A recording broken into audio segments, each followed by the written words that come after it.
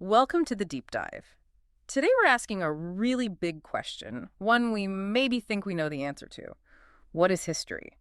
Yeah, it seems simple on the surface. Right. We often think, history is just facts, things Yeah. that happen, dates, events, set in stone. Like a timeline on a classroom wall. Exactly. But today we're digging into how that understanding got, well, seriously challenged, thanks in large part to E.H. Carr's book from 1961, What is History? And it's amazing, really, that book is over 60 years old, Yeah. but it's still so fundamental. Still a go-to. Absolutely. Okay. Because Carr just forces you to look past the dates and timelines. Yeah. He makes you ask, what is this thing we call history? How is it actually made? And why knowing the historian might be just as vital as knowing the facts they present. Precisely. So we're going to explore that, what history really is, how it gets constructed, Yeah. and why the narrator matters so much. It might change how you think about the past. Okay, so let's start with that common sense view. History is Yeah. just facts. Carr uses this great image, doesn't he? He does. The fish on the fishmonger's slab. Yeah, just lying there, objective, waiting for the historian to pick them up and, serve them. He points to people like Lord Acton wanting history served plain, or Sir George Clark talking about a hard core of facts separate from the pulp of disputable interpretation.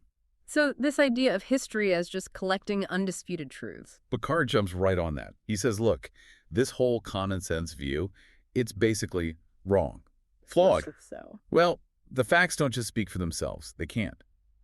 Carr says they only speak when the historian calls on them. Okay, so the historian is like the conductor, deciding who plays when. Exactly. The historian decides which facts get the floor, which ones are important, what order they appear in, what context wraps around them. He uses that Pirandello analogy. The sack. Yeah, a fact is like a sack. It won't stand up till you've put something in it. Facts need interpretation. They need context to mean anything at all. Okay, so accuracy, getting the dates right, say that's important, but it's not the whole story. Carr quotes Hausman saying accuracy is a duty, not a virtue. Right. It's the baseline. Necessary, but not sufficient. So the basic facts, like, I don't know, the Battle of Hastings was in 1066, that's just raw material. Kind of like the ingredients, yeah. The real historical facts, Carr argues, are the ones the historian chooses to elevate, to make significant. Like Caesar crossing the Rubicon. Perfect example. Millions crossed that little stream, but Caesar's crossing became a massive historical fact because historians decided it was pivotal. They put something in that sack. Which brings us to the big question. Why are some facts chosen? Why Caesar's crossing and not, someone else's trip across the river the day before?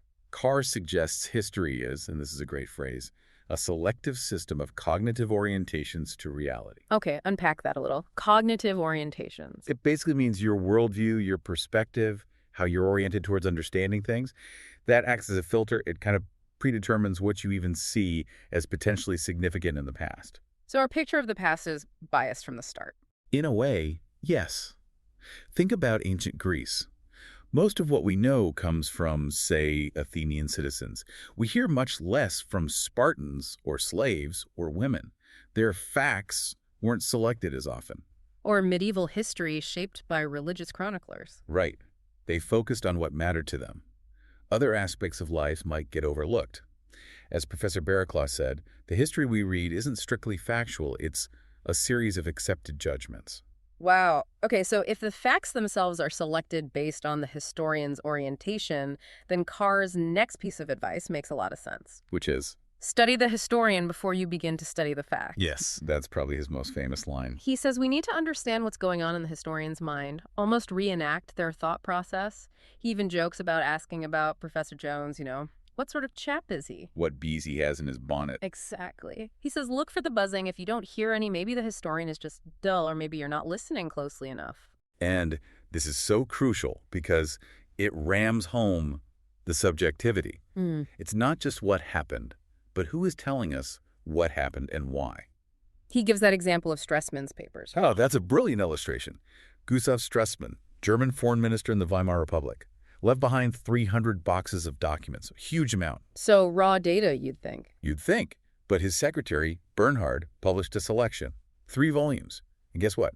It heavily focused on Stresemann's successes, especially his Western policy, his trickier, less successful Eastern policy. Not so much emphasis. So selection number 1. Then, an English translator, Sutton, takes Bernhard's 3 volumes and condenses them further into 1 volume. And the Eastern policy gets pushed even further back. Way back.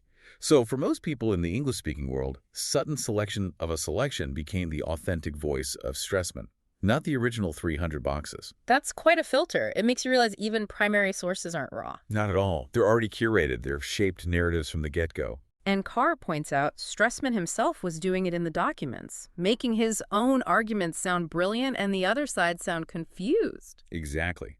The documents show what Stressman thought happened or wanted people to think happened, or maybe even what he wanted himself to think happened. So even the person living the event is selecting, interpreting. Constantly. It means you're never just reading what happened. Yeah. You're reading someone's version, someone's interpretations, someone's selection of what mattered. Which is why, as you said, we need to understand the historian. Do they have biases, perspectives? Or bees in their bonnets, yeah. And most modern historians would agree. We all bring our own stuff, concerns, interests, backgrounds to the work. Sometimes it's unconscious. Like that other historian said, it's not always deliberately picking facts. Sometimes it's like your fishing net just isn't designed to catch certain types of fish. That's a great analogy. You don't even realize what you're missing because your framework, your net, only allows you to see certain things. So historians aren't gods looking down from above. They're stuck in their own time, their own society. Absolutely. Carr gives examples. Grote seeing Pericles as basically a 19th century liberal reformer. Mommsen seeing Caesar through the lens of German liberal frustrations in the 1850s. Even someone like Butterfield, who initially argued against looking at the past through the lens of the present. Changed his tune during the war. He started talking about the marriage between the present and the past. People's perspectives shift with the times. So the historian is in flux, as Carr puts it.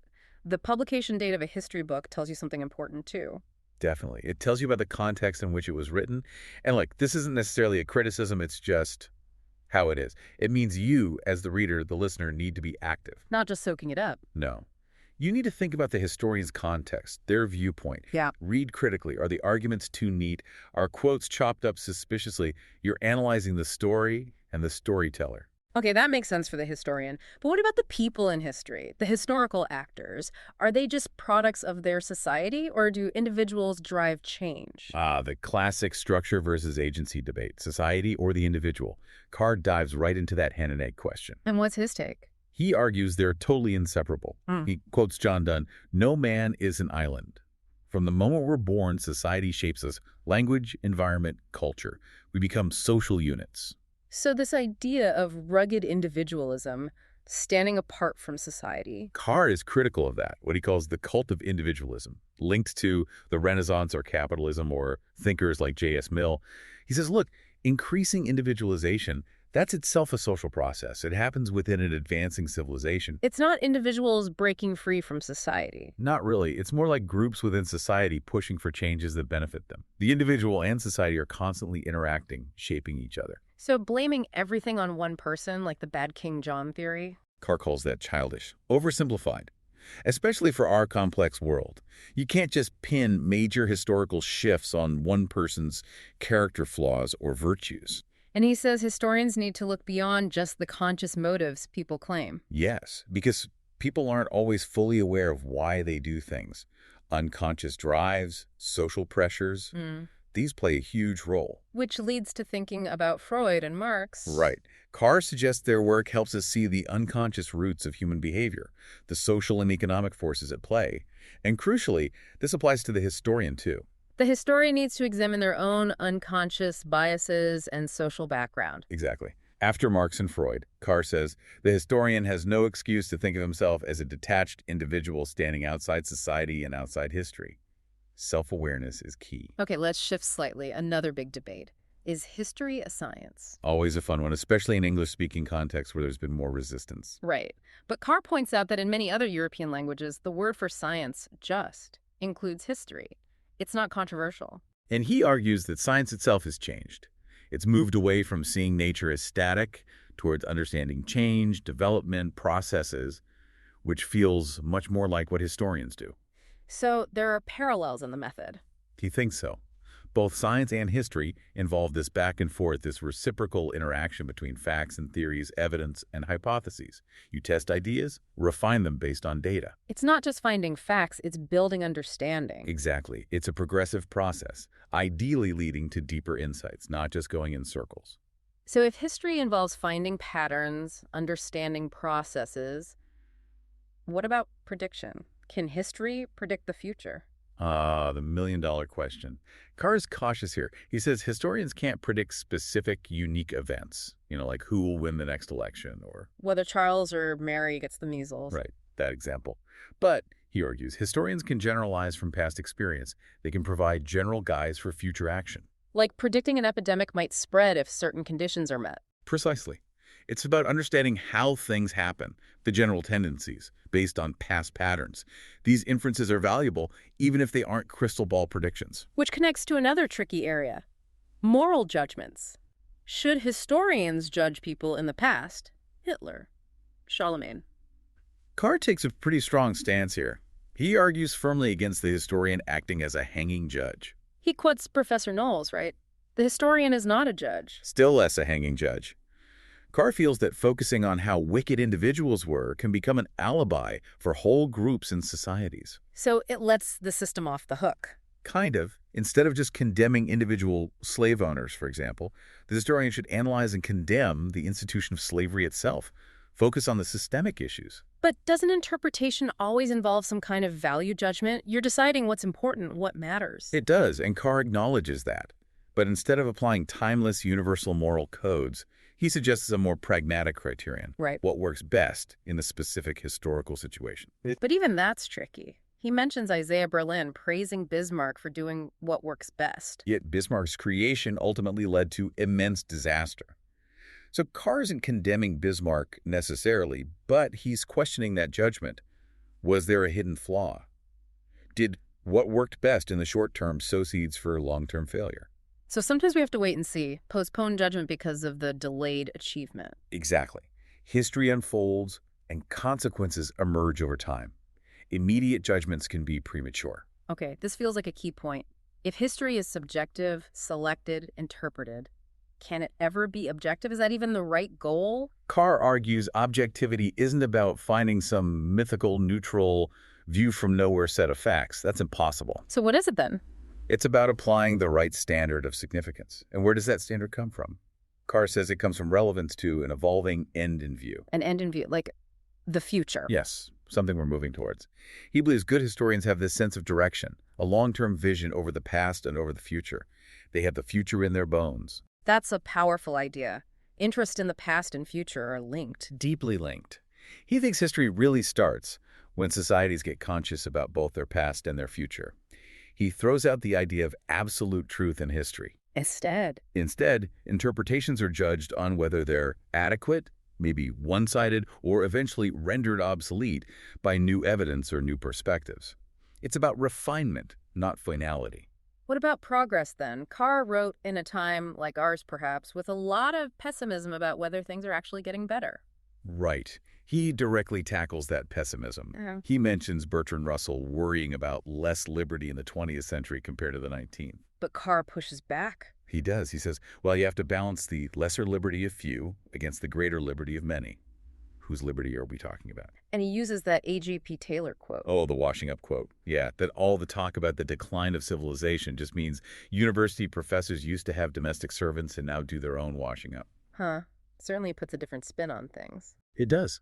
It highlights his view that progress isn't some smooth upward line for everyone. It's broken. It might decline in one area or for one group. Like maybe Western Europe's relative status. But that might coincide with advances elsewhere, like his mention of the march of progress in Asia and Africa. The center shifts. Progress looks different depending on where you stand.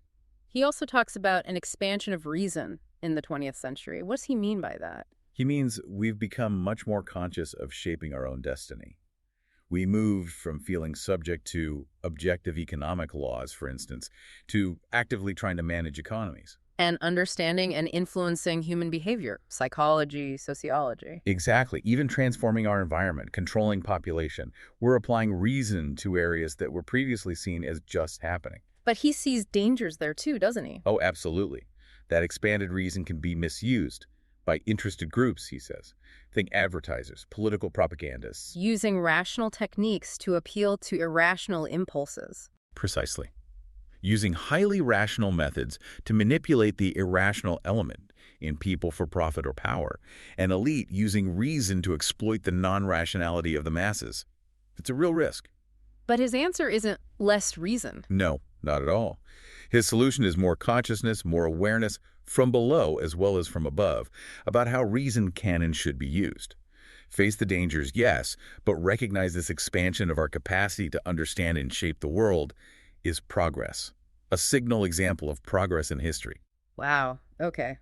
We've covered a lot of ground here. We really have. We've gone from history as just, dead facts on a slab. To seeing it as this ongoing conversation, a dialogue between the historian, the past, filtered through their present, and even looking towards the future. Carr shows it's anything but neutral. It's dynamic, it's interpretive, it's often argued over, it's fundamentally human. So for you listening, trying to make sense of the world, what's the big takeaway? I think it's about becoming a more critical, more discerning reader and thinker. Don't just swallow historical narratives whole. Ask questions. Definitely. Who wrote this? When? Why? What were their bees in their bonnets? What assumptions are they making? And maybe the biggest question, what kind of future does this particular telling of the past seem to be aiming for? Exactly. The goal isn't some impossible, absolute truth. It's about engaging critically, understanding the layers of selection, the interpretations, seeking out different perspectives. Recognizing that our understanding of the past is always shifting, always evolving. Just like our future's always being made. It's a constant process. Which leaves us with a final thought to chew on. If history is always being rewritten, if it's this series of accepted judgments, what hidden narratives are shaping your understanding of the world right now? And what kind of future are those narratives helping to build? Keep listening for the buzzing.